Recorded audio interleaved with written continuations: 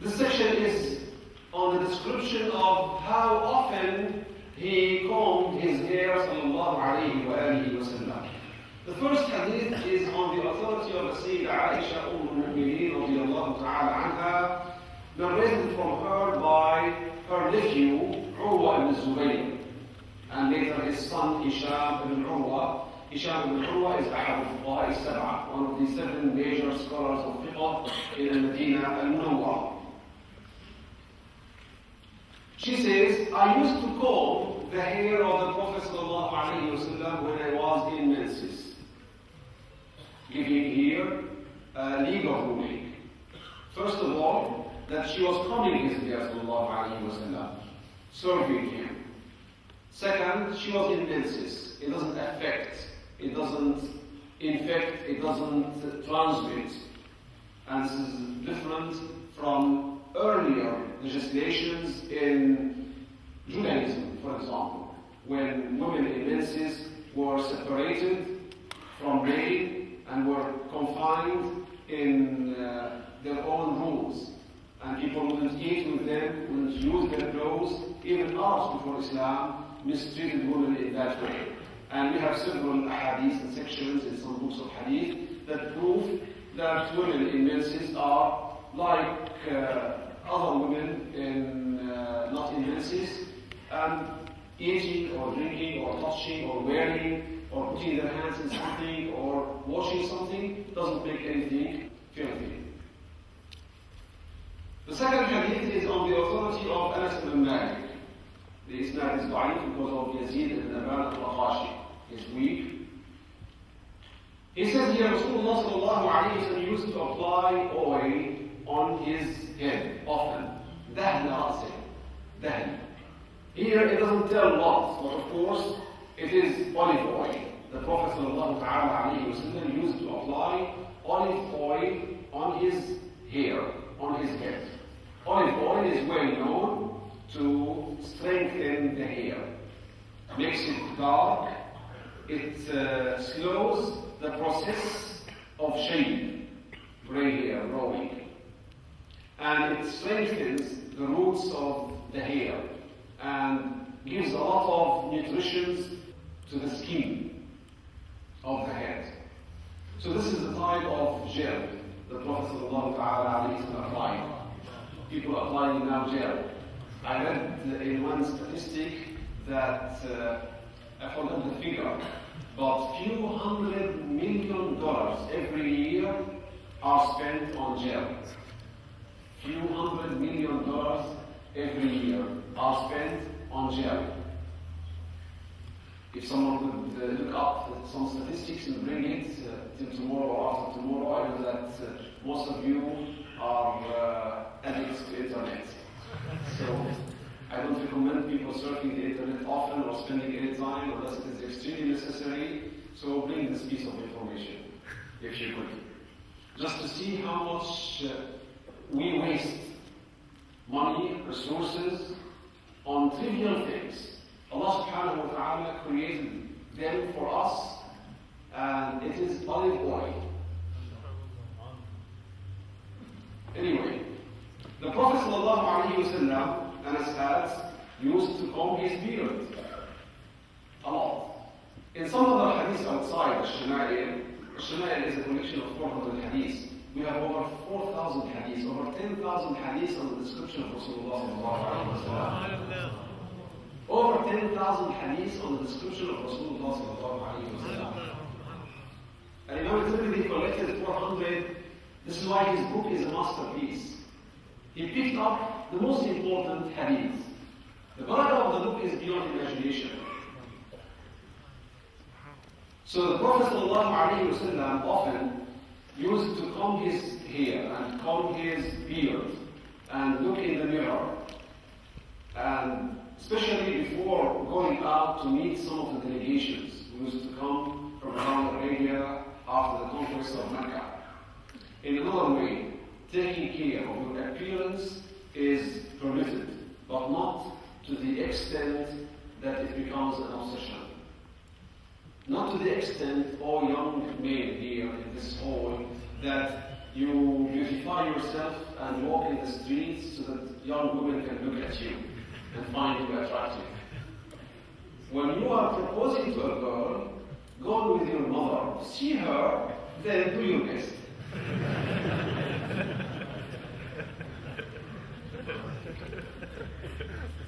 So this is why we have hadith here that the Prophet ﷺ warned the Sahaba of combing their hair every day.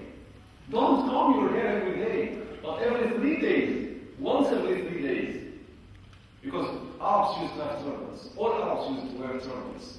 So under turbans, your hair doesn't need much care if you're covering your hair. It doesn't need much care or attention. Combing it every 3 days is average. But of course, you may do as necessary or as needed, but not to the extent that it becomes an obsession. And you pay so much money to the, what do you call them? They call them hairdressers. No, I like to call them coiffeurs. Just to put some shame on young people to go and sit there to style their hair. Like women. They go to style their hair like women. Shame on you. It falls under the category of لعن الله المتشبهين من الرجال بالنساء والمتشبهات من النساء بالرجال. It falls under this category. Allah curses men who act like women or who try to resemble women and women who try to resemble men. It goes with the movement. It goes with the dress code. It goes with the hairstyle. It goes with simple things. So you have to be very careful here. A man is a man. You may let your hair grow, but it should be different from women in its style. And when you apply oil on it or other material, it's not haram. If there's no alcohol in it, if there's no filth in it, it's not haram. I'm not saying it's haram, it's extravagance. Throwing so much money on gel at the time you don't need it. All you need is water. All you need for your hair is water, just to clean your hair and some soap.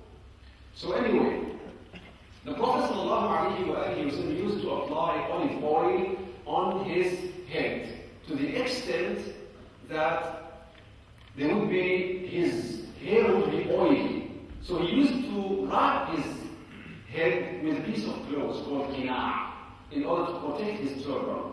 Because if you apply olive oil on your head and then put the turban becomes oily. The turban is on qalansuwa. So he used to put a piece of clothes on his head, light, to protect his turban. This is when applying olive oil. Then he would put his turban. Sallallahu alayhi wa sallam. The word here, كَأَنَّ ثَوْبَهُ ثَوْبُ زَيَّاتٍ. His dress looks like a dress of an oil seller, seller of olive oil. But the Prophet ﷺ was so tidy and so clean and was elegant in his appearance, in his clothes, in everything. Sunnah wallahi, sunnah means elegance. People now find or they show the sunnah as something weird and something that is uncivilized. The sunnah is full of elegance and beauty, but you practice it very well. I find it quite strange. People coming to practice, I know some people, before they practiced, they used to be so clean and so elegant. When they start practicing the deen, they never take care of their appearance. They start wearing things of various colors. They start not taking showers every day. They come to the masjid with bad smells coming from them. They leave a lot of things that are allowed and permitted. The Prophet ﷺ wanted the believer to be shamatun bayna nas, like a beauty mark amongst people. Every one of you, when walking in the streets amongst non-Muslims, you should encourage people to talk to you and ask you about your religion. Not make people run away from you. It's very simple. It starts from, okay, you're wearing your qamis and shalwar. Okay, make it of a nice color. Make it fit to the color of your socks and the color of your hat. Press it before you wear it. Press it before you wear it. Put some perfume. And don't put various things together like trainers or military sport shoes, big shoes, then wearing jeans trousers, then short jellaba. It doesn't work. Jeans trousers, then short jellaba, then trainers, then sweater, and sometimes military sweater, and then Palestinian kufiya. And you expect not to be suspected as terrorist? Especially if you're flying and you go on the aisle to pass to your seat, you don't say, excuse me, can I pass to my seat? You just open your way without even saying, excuse me. And you expect people to be nice to you, kind to you, to take a good impression of Muslims? No, of course they would run away from you. Why do people think Muslims are tough, or they are dirty, or we shouldn't give any attention to elegance? Some of the best dawah I made were in the airports, traveling. Sometimes you wouldn't believe people, women, approach me, young women.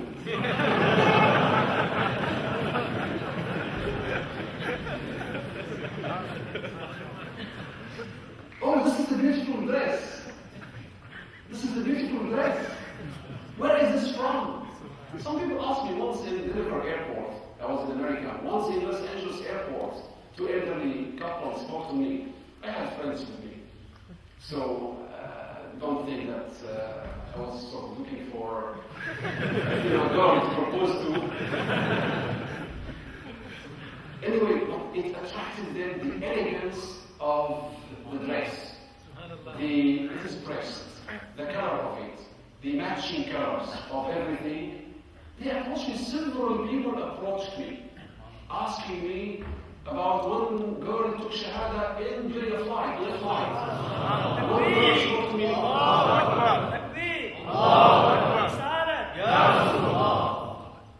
I was sitting in one of the flights, I forgot where from. I used to take over 50, 60 flights sometimes every year.